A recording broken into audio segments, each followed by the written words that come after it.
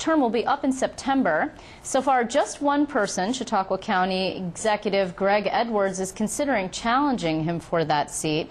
Cox's tenure has not been entirely smooth. There were actually big divisions in the party back during the governor's race last year. Cox backed Democrat-turned-Republican Suffolk County Executive Steve Levy, but he did not get enough support to run in the primary. Then the party's official nominee, Rick Lazio, ended up losing to Carl Palladino, as you recall. However, Chairman Cox is moving forward. He's hoping to secure another term in the fall, and he is joining me now from New York City. Chairman, it is good to see you. Liz, always good to be with you.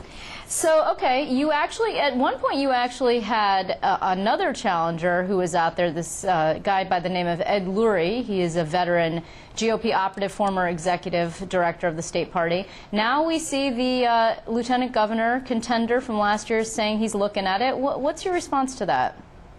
Well, I haven't really been paying much attention to it. I am going to be out in Chautauqua giving headlining, keynoting their annual dinner at the invitation of the county chair. I'm doing that tomorrow.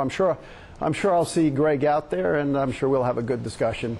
He and I, of course, did a lot. He traveled on our campaign bus during the last general election when he was campaigning for Carl Palladino as his lieutenant gubernatorial candidate. Yeah, he actually was on the show with me last week, and he's refrained from criticizing you, but yet he says that he thinks that there are some things that the party can do better, that the party could be better run, for example. I mean, do you believe you're maximizing everything that you have, all of the resources there? And I know that you're at a disadvantage because it's a Democrat-dominated state.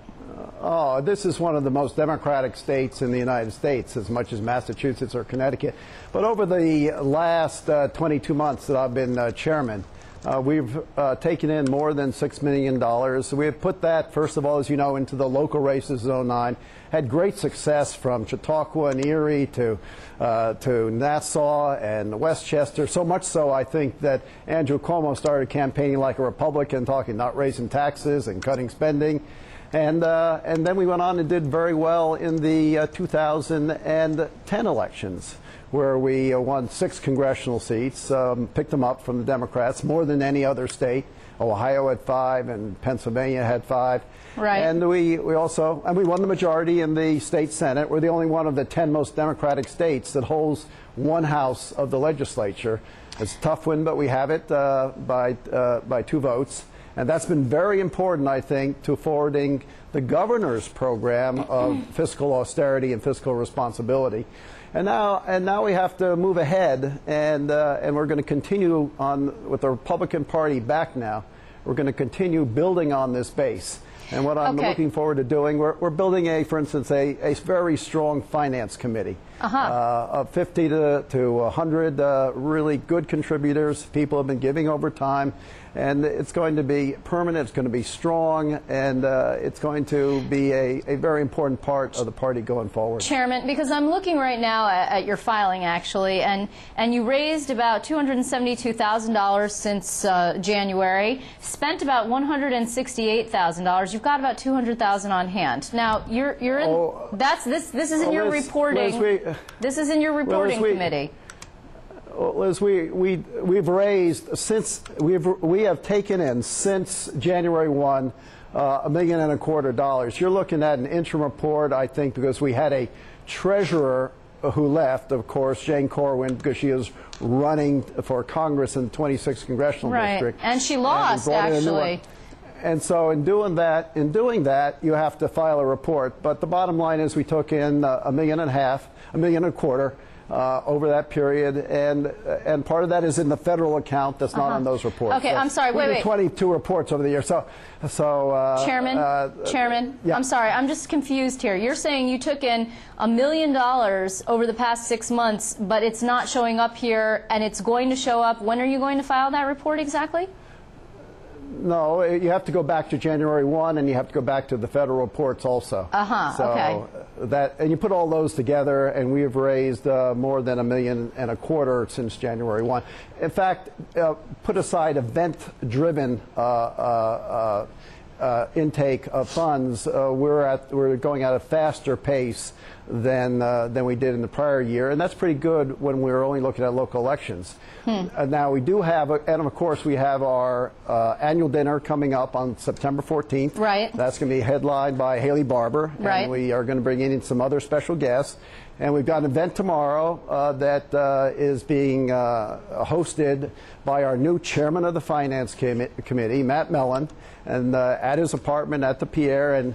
And Mitt Romney is going to headline that, and we expect to raise a substantial amount then. We have several other special events coming up, too. We're going to be raising a very significant amount of money over this period. We're going to put it into the local elections and also the special election that we have coming up that is going on right now in District 9. Right. Chairman, who else is going to be joining you for that annual gala dinner?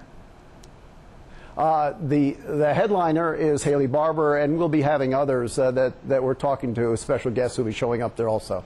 And Mitt Romney is going to be joining you tomorrow at this event. That's interesting because when Mitt Romney last ran for governor, you actually were not a Mitt Romney supporter. You were, running for president. You were a John McCain supporter, if I remember correctly. Well, I was chairman of John McCain's campaign here in New York State. That's right. And of course, we won the state for John McCain in a winner-take-all situation.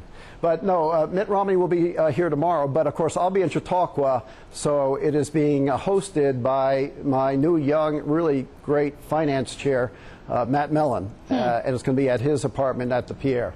Interesting. So let's talk about that special election. Actually, you're talking about Anthony Weiner's seat, the Brooklyn-Queens district that may or may not exist after the next round of 2012 redistricting. You know, as you mentioned, Jane Cornwin, and I said she didn't win her special. That was a GOP-dominated seat. Now you're saying that you think you're going to be competitive in a Democrat-dominated seat.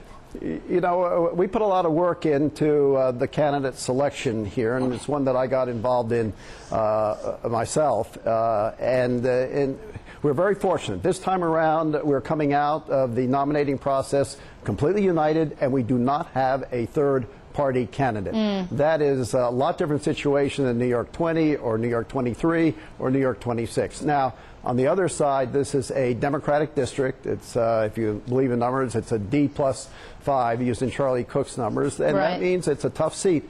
But I think under the circumstances in this special election, in 8 weeks, we've got a good shot at winning it. Our candidate has actually run in this district before, Bob Turner.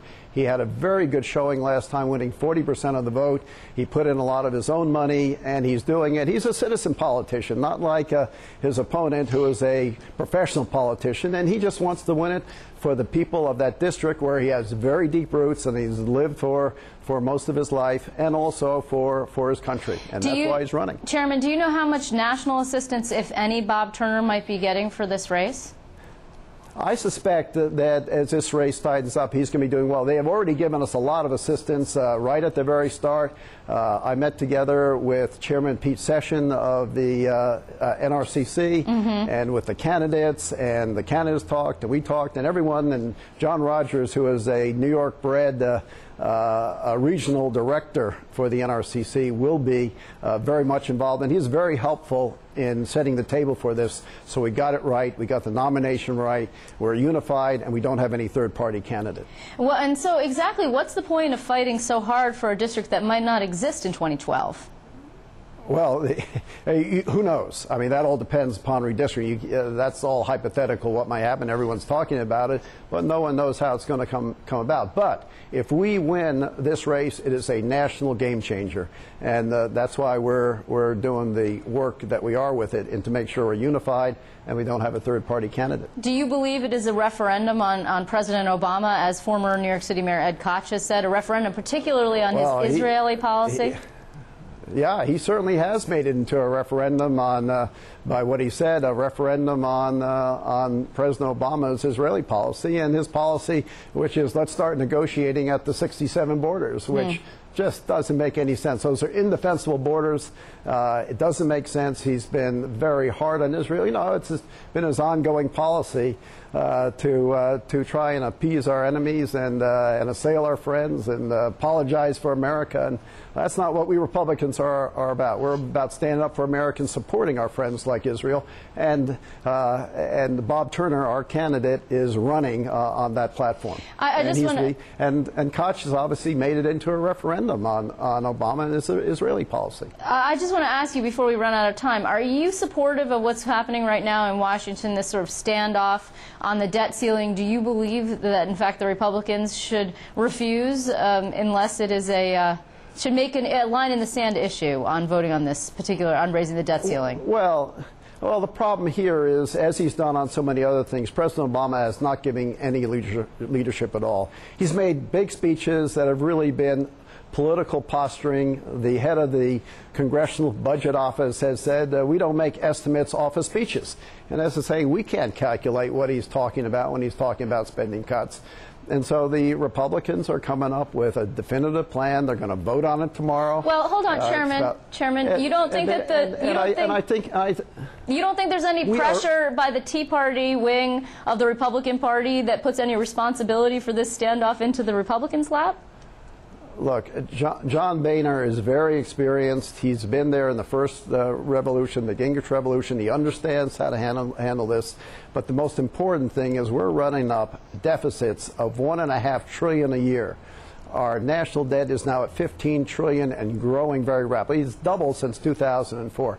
Something has to be done about it, and I don't think it is wrong. I think it is right to use this circumstance, the national debt ceiling, in order to do something about it. Now, let me tell you, at the Economic Club, where I'm secretary, so I was there sitting right next to him, listening to him address it, Speaker Boehner made it absolutely clear. If they want to extend it for a month or 2 months, they can do it, but there then has to be that is to increase the debt ceiling so they have 2 more months to negotiate. They can do it, but they have to have spending cuts of the same amount. So there's lots of flexibility here, and Boehner has given President Obama a lot of flexibility to do what needs to be done to raise the debt ceiling so they can continue the negotiations if that's appropriate. Well, Chairman Cox, unfortunately we're out of time. Never boring to chat with you, though, I have to say. It is always good to talk with you, Liz. It's always good to be joined by you. Thanks so much.